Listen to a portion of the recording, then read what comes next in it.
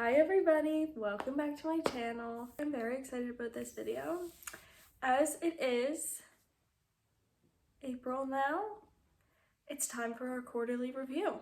All right, so what we're going to be looking at today is we're going to talk about our quarterly product usage, our performances, obstacles and challenges this quarter, future actions, and upcoming products. All right, so first let's talk about product usage. This quarter, we've read 38 books. Right on schedule with my 150 book reading goal. I'm right on schedule. Of those 38 books, 19 have been on Kindle, 13 have been physical, and 6 have been audio, which let's just talk about that for a second because that is as much a shock to me as anybody else because I am not an audiobook girly. I never have been. I really didn't expect myself to be. So let that sink in for a second while I drink what looks like a mojito, but I promise it's mint tea. And if you want to see how I made this, go check out my TikTok. So I started listening to audiobooks because I do a daily walk every day outside, and I can't walk with my Kindle outside because I want to be aware of my surroundings. I don't want to just have my nose shoved in a book. I want to be paying attention to what's going on around me. And so I started listening to audiobooks. That transpired over into when I'm working. So now I just listen to audiobooks while I do that. So I just started that last month and I've already read 6 books that way, which I'm so enjoying. And so I think I'm gonna really stick to that for a while. I clearly have been loving and favoring my Kindle. My Kindle has 19 books read this quarter. So these past 3 months I've read 19 books on my Kindle, which honestly, most have been on Kindle Unlimited. I might have bought one, but they've all been Kindle Unlimited books and I've enjoyed it a lot. Careful, girl. And then the physical books, I read 13 and I'm not surprised by that number because I got some new physical books and I read ACOTAR all physical. And so that was a good chunk of books. So yeah, that's my stats for product usage. As well, I have really been into engaging on TikTok on my book talk account there.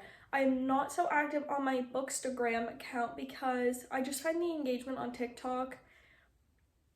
I prefer the community on TikTok than Instagram. I think I haven't found my niche on Bookstagram yet, so I'm still working on that and finding where I want to fit into the whole thing, but I'm enjoying book talk right now. So if you want to go follow me on there, it's readwith.Veronica, the same as every other social media platform. Next up on the agenda is performance. So this quarter, I read 38 books. None of them were 1-star books. Pretty good. I will say I'm pretty proud of myself for not rating a single book 1 star. I had 3 2-star books. And an example of a 2-star book of one that I rated 2 stars would be Sovereign. I read it. It was recommended on TikTok as a Rhett Eaton and 50 Shades of Grey kind of vibe. Very much matched that recommendation. I just found it was too much smut. Every chapter there was they were having sex and they were getting it on. And so I was like, it's too much for me. And it was too long of a book for the whole thing to be that way. Obviously I know with smutty books, most of the plot is lost in the smut, and that's okay if that's what you're into, but I kind of have been veering away from that right now. Anyway, I digress. 3-star books, I had 11, and an example of a 3-star book that I listened to actually would be, I listened to this book called Rhapsodic. Let me tell you, it is so similar to ACOTAR that it hurt to rate it 3 stars, but in comparison to ACOTAR, it's hard to compare because of the similar qualities. It feels like a bit of a, not a copy, but a based on kind of thing.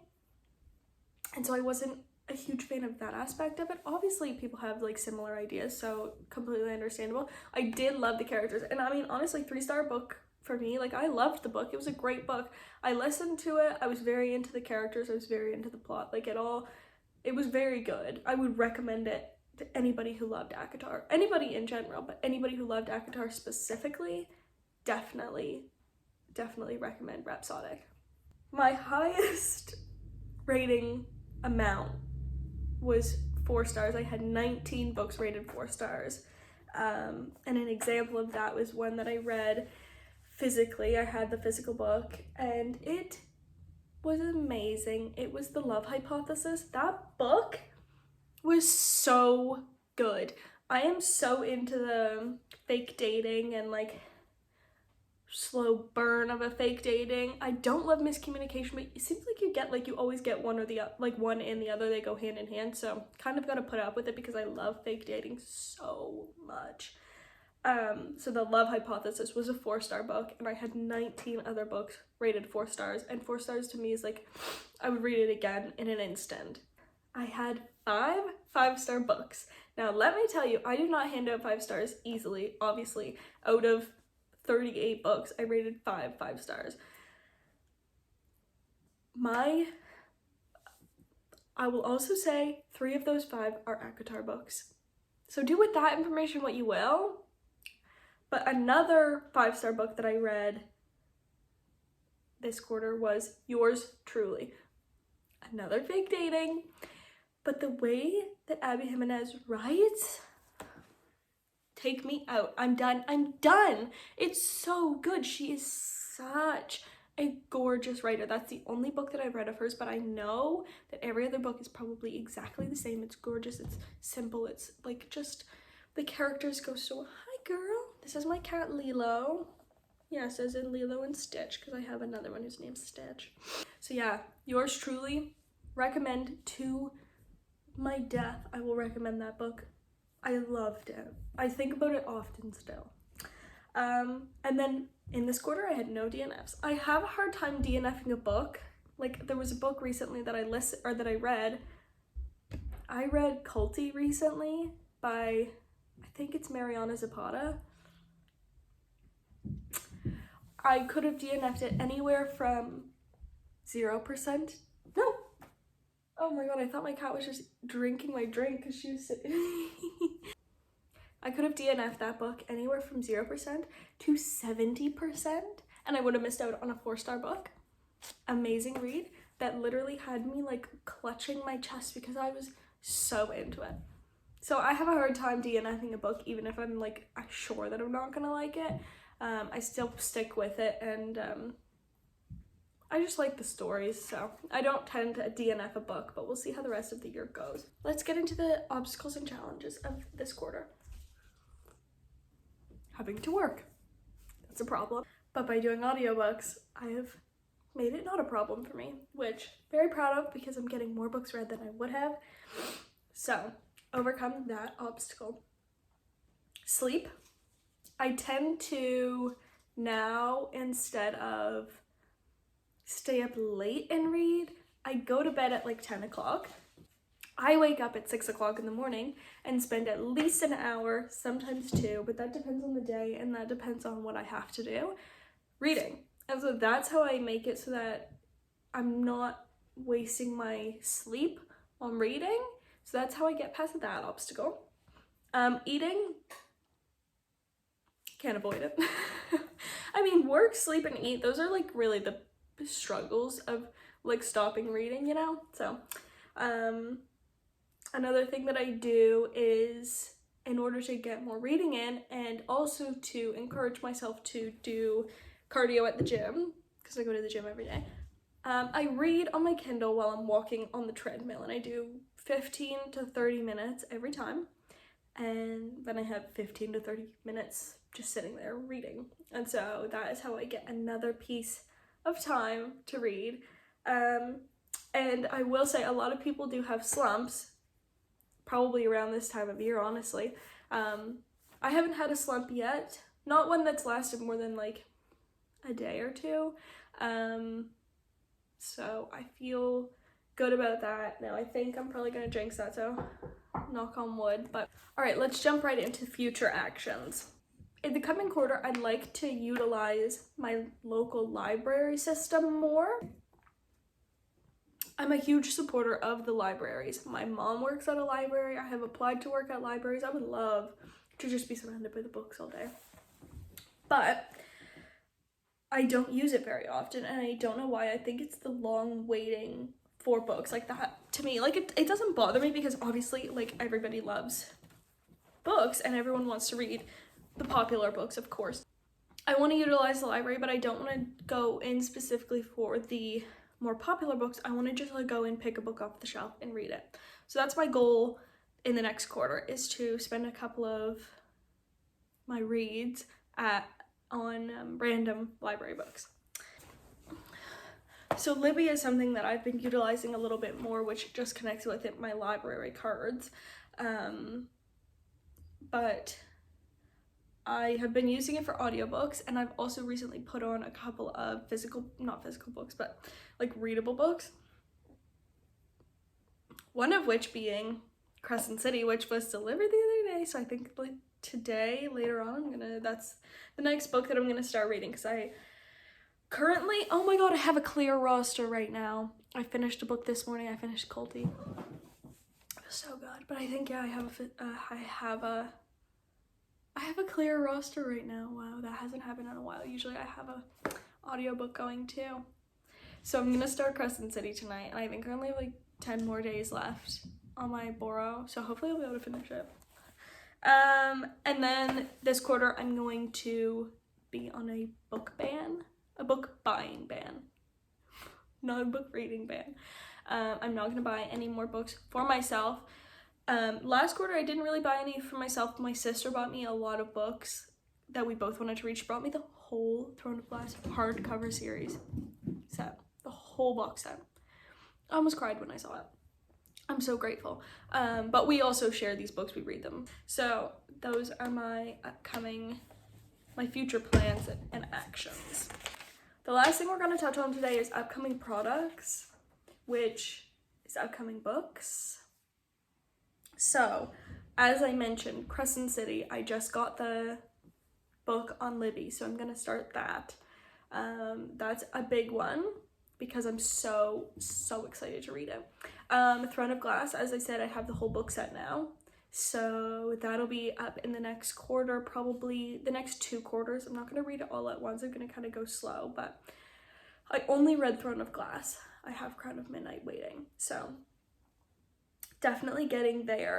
Another thing this quarter that I want to do is read some more of these surprise books that my sister got me. So they're books I got for Christmas, and they all have like a little description of like what they like a quote on them, and then open when you're ready to read it. And so I want to read, I have one picked out that I'm ready to read, but I think I'm gonna read at least 1, maybe 2 more of those, but I'm enjoying how long they're lasting. Okay, I have a lot of books on my Kindle that I want to read within the next quarter. So the Mindfuck series, I read 2 of the books in that series, and I want to continue. The Elsie Silver series that has a photo finish in it, I read 2 of those books when I did my 24-hour reading challenge, and I want to finish that series. Any more Elsie Silver books that come out literally ever, I want to read, of course, because I love her. What else? No, I don't want to open that though. Oh, Gold Rush Ranch is what it's called, by the way. The Things We Never Got Over, the Lucy Score books, I want to read that. These are all things that I've had on my Kindle for months.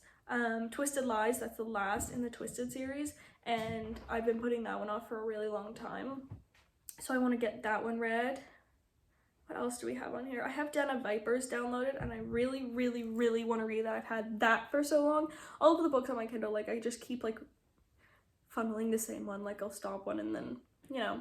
And I have Love Redesign, and then I have the Mile High series. I'm not sure. Like, I started that book last year, and I did DNF that book, actually. One of the first book in that series, because, I don't know, I just wasn't really a fan. But I want to give it a second go, because everyone, so I want to give it a second go. This is another one that I want to read in the upcoming months. It's called Breaking the Habit of Being Yourself. So I want to read that. My best friend recommended this book to me, and she's not really a reader but loved it. These are the only kinds of books she'll read, and so I want to get into that with her so that we can talk about them. But I have to be in the mood for this, and I'm such like a fun, cutesy reader, so it's hard for me to get into the mood for a self-help type style of book, but I will get into it. I promise. That concludes our quarterly review. I would like to thank you all for watching and tuning in to this quarter's videos and all my books. I want to know what you think about the setup of a quarterly review. I think that that's how I want to do things. Not like in-depth reviews of the books, but like stats on how I've been reading and stuff. I think that that's kind of fun because I'm a finance major background, so I think it's kind of fun to just like bring in that piece of like what I know outside of doing like social media and like reading and stuff. So I think that I want to bring in that aspect of it every quarter. I think it's really fun too, honestly, to look back on my own stats and keep a good track of like what I've been doing, what I've been reading kind of thing. I wanted to send out a big thank you to everybody who's watched my videos and interacted and subscribed and made me feel really special for what I'm doing, because I really am grateful that I get to do this, and that I get to write a book and I get to talk to a community about books that are as passionate as I am. So I'm really grateful that I have this chance and opportunity, and so I'm thankful for everybody who has supported me and followed me over the past few months, and who will continue to follow me over the next few months. So, thank you.